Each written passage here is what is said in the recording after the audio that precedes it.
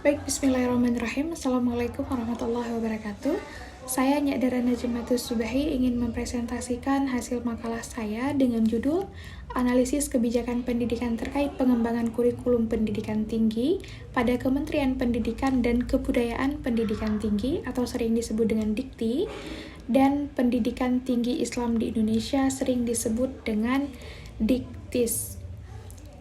Nah, latar belakang masalahnya, perguruan tinggi adalah bagian dari pendidikan tinggi yang ada di Indonesia, di mana posisi perguruan tinggi sebagai garda terdepan dalam mencerdaskan kehidupan bangsa, sebagaimana tercantum dalam alinea keempat pembukaan Undang-Undang Dasar Negara Republik Indonesia yang semua kita ketahui pastinya.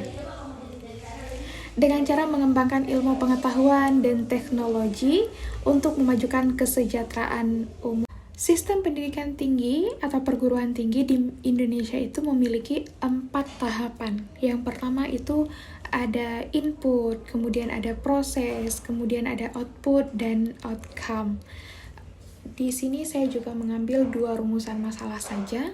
Yang pertama, bagaimana hakikat pengembangan kurikulum pada pendidikan tinggi dan Kementerian Pendidikan Tinggi Kebudayaan, serta juga pendidikan tinggi Islam di Indonesia.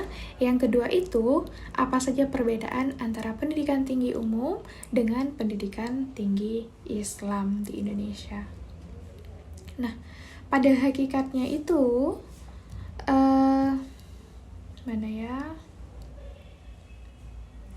yang B itu hakikat pengembangan kurikulum pada perguruan tinggi atau pada pendidikan tinggi. Menurut teori Wina Sanjaya, ia mengklasifikasikan ada 3 dimensi kurikulum, yakni yang pertama, kurikulum sebagai mata pelajaran. Yang kedua itu kurikulum sebagai pengalaman belajar. Yang ketiga, Wina Sanjaya juga mengklasifikasikan kurikulum sebagai program pembelajaran. Nah, sebagaimana yang kita ketahui itu kurikulum di Indonesia sangat menghantui para pendidik dan peserta didik karena masih belum menetap ya, masih berubah-ubah. Kemarin baru saja kita menerima kurikulum K13, belum sepenuhnya kita pahami, sudah diubah menjadi. Nah, kemudian dalam sistem pendidikan, kurikulum dapat beberapa peran. Apa saja peran kurikulum? Yang pertama, sebagai sumber kebijakan manajemen pendidikan tinggi untuk membentuk arah penyelenggaraan pendidikan tinggi. Yang kedua, filosofi yang akan mewarnai terbentuknya masyarakat dan iklim akademis. Yang ketiga, patron atau pola pembelajaran yang mencerminkan bahan kajian, cara penyampaian, dan penilaian pembelajaran. Yang keempat, atmosfer atau iklim yang berubah-ubah ya, yang terbentuk dari hasil interaksi manajerial perguruan tinggi dalam mencapai tujuan pembelajarannya itu. Jadi, yang kelima ada rujukan kualitas dari proses penjaminan mutu, serta yang terakhir. Nah, yang terakhir tadi itu ada ukuran keberhasilan. Ukuran keberhasilan apa? Ukuran keberhasilan perguruan tinggi dalam menghasilkan lulusan yang bermanfaat bagi masyarakat. Nah, ketika anak didik kita, ketika mahasiswa masuk ke dalam masyarakat itu, diharapkan mahasiswa kita bisa bersosialisasi dengan masyarakat sebaik mungkin yang diharapkan oleh masyarakat.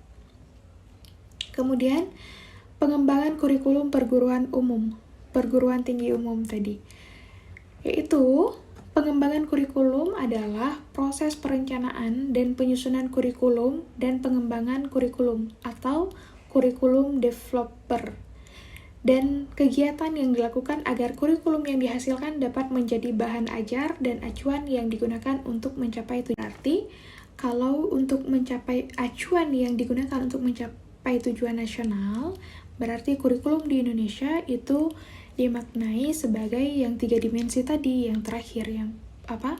Sebagai program perencanaan pembelajaran. Nah, kemudian pengembangan kurikulum perguruan tinggi Islam berbasis kompetensi. Nah, yang pertama ada pengembangan kurikulumnya, yaitu proses perencanaan dan penyusunan yang tadi kita sebutkan. Dan yang kedua, kompetensinya. Kompetensi yaitu seperangkat tindakan intelijen dan penuh tanggung jawab yang harus dimiliki seorang sebagai syarat dianggap mampu melaksanakan tugas-tugas dalam bidang pekerjaan tertentu. Nah, ketika disusun kurikulum itu sesuai dengan pelajaran-pelajaran yang telah. Nah, kalau bahasa akademiknya itu yang sesuai dengan skill kita, yang sesuai dengan yang kita pelajari, yang sesuai dengan yang kita mampu, itu disebut linear, harus linear. Kalau kita jurusan manajemen pendidikan Islam, berarti kita harus mampu menguasai ilmu-ilmu manajemen pendidikan Islam.